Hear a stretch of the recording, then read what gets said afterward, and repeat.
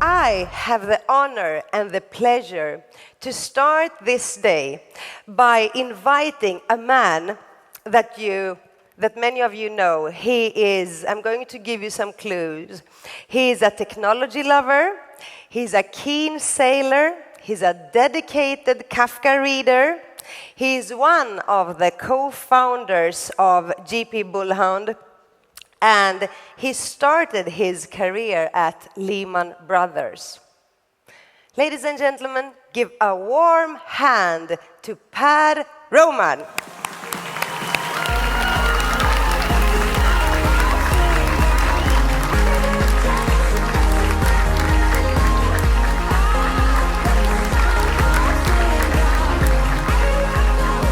Well, it's fantastic to be here. It's time to let the party get started. I mean, when the four of us got going with this business 14 years ago, we were very inspired by Silicon Valley and how networked the valley were, and people were sharing ideas, and it felt like there was no ceiling to what you could do.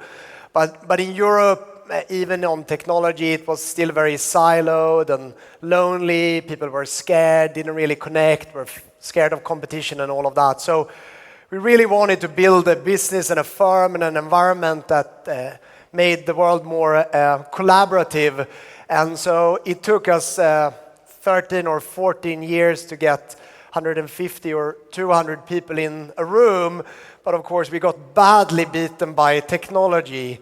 And let's see if I can bring that up. Can we do full screen of that? Maybe, maybe not. And as you can see, in half the time, or less than half the time, Facebook and Twitter have accumulated 1 billion of you and us to share and collaborate and come up with great ideas. And LinkedIn, I think, is just an amazing platform for doing business. It's over 200 million users. So it's just astounding. This thing we wanted to create, others actually created much faster, much shorter. And today, we're not lonely when we sit up in Luleå or down in Madrid or Barcelona. It truly is global businesses coming together in so many ways. And I think for all of us who work in this industry, this is what we always dreamed of, hoped for, and longed for. But with all of that, there is still nothing that beats a proper party where you actually meet people and have fun. And while we're not yet the Burning Man of Europe, I think we can aspire to that. And so I hope we see a lot of suits come off later tonight, and we have a good time together. I mean, the whole idea behind this event, and particularly the whole reason why we are not inviting lawyers, bankers, investors, and other generally boring people, is to make sure that we can have a fun time together. Now, I have two things I want to talk about before we kind of get into the real technology here. I mean, there are two things that I think are key takeaways that I see that I want to share with you. The first one is, while we might not think about it like that, we have already augmented our species with technology. I mean, very, very few people today actually walk around without technology that's connected to all the knowledge on the internet in their hand at any point in time. And it's actually astounding, because I think it truly changes the destiny of mankind. And I had a chat over the weekend with my 9-year-old son, who very seriously asked me, what is the point of going to school? And I said, it must be picking up girls. That's what's left. And it's just the beginning, because we're seeing the wearables come now, and we're going to actually start to be able to not only monitor ourselves and how we behave and how we optimize our performance, but we can also check out our friends and laugh at them, and that's nice. And I think this will just go on, and in 50 or 100 years' time from now, much of this technology probably will not be visible to the naked eye, but it will truly change how we can perform, affect, and think and execute. And of course, augmented reality is a big piece of today's showing, and we have some companies here that are going to show astounding stuff around that. But again, if you don't think about just kind of this moment or the next year or the next business plan, but the long term, what is the consequence of this? And I think if you go to more cultural circles, the view is that what we're developing is going to create a really, really scary place to live. I mean, I think Ready Player One, if you haven't read it, is a must-read book where we see a future where people choose to be in a World of Warcraft type of world and just letting the world fall apart. And of course, there's nobody here who haven't seen The Matrix and that even scarier vision of a computerized future. Personally, I think it's exactly the other way around. I mean, the access to information through technology increases our general awareness of the surrounding, our impact on the surrounding. It increases knowledge, it increases education, it makes education much more accessible for poor people. I mean, stuff ranging from Wikipedia to Khan Academy to what they're doing at MIT is really changing the world to a better place. So I think this is what we're building. And when you go to work and you have that awful board meeting, or you have an investor breathing down your neck, or a banker asking you for big fees, you got to remember that this is the world that you're part of making through all these great technologies. And at least that gets me really excited. It makes me feel very proud on Saturdays and Sundays when I see my kids spending hours and hours and hours on Minecraft and Skype. But I think this is also in a way obvious to you, but I want to share a very different insight. I mean, this event is about you, the great leaders of Europe, and it's really fantastic. I mean, all of you are astounding in what you do. And we had a team huddle in our Stockholm office here earlier this week, because sometimes when you advise great leaders such as you can also be quite demanding and quite frustrating and quite special in your ways.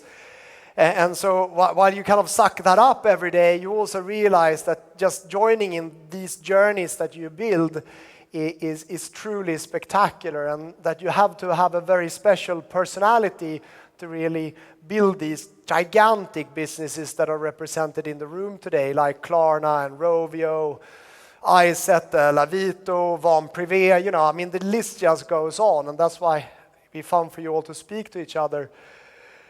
But it's not great companies that build a great future. It is great people. And I'm going to prove this to you. So this slide shows you the blue line is Microsoft run by Bill Gates. And the red line is Microsoft run by somebody else. What's his name again? Yeah, exactly. So that's an astounding amount of value created through incredible leadership, and then typical Ericsson-like pedestrian performance afterwards. And here, you don't always have to be the founder, even though that seems to really help. So I'm a big fan of Luis Gerstner, who really took kind of IBM, a dying business, and remodeled it. And you can see the blue area is his period at the helm of IBM. And yeah, there is some kind of slow traction on consulting after that, but how exciting does that get? I mean, astounding value creation done by one man. And during the time Gerstner ran IBM, there was no point in competing with IBM.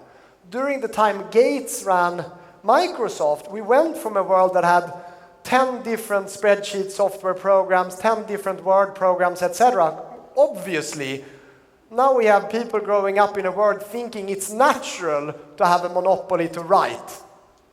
We don't even think that's odd. And I think Ollila did a great job in turning Nokia from a rubber boot and cathode ray tube TV business into a world leader in mobile phones. Succession management was not his greatest skill. Can't be good at everything.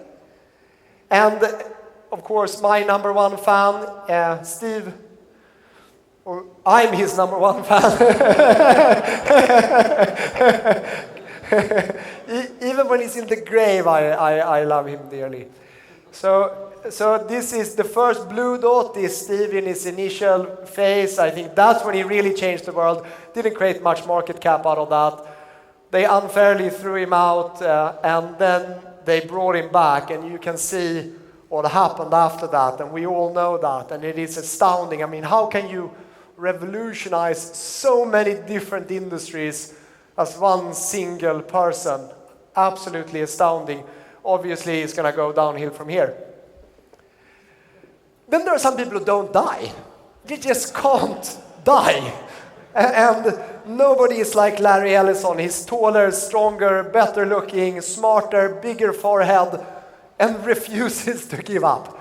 And this is the net value creation. And I say net because these are the billions of dollars of value that he has created for share owners, despite, on average, taking out $200 million to himself every year as a thank you for the service.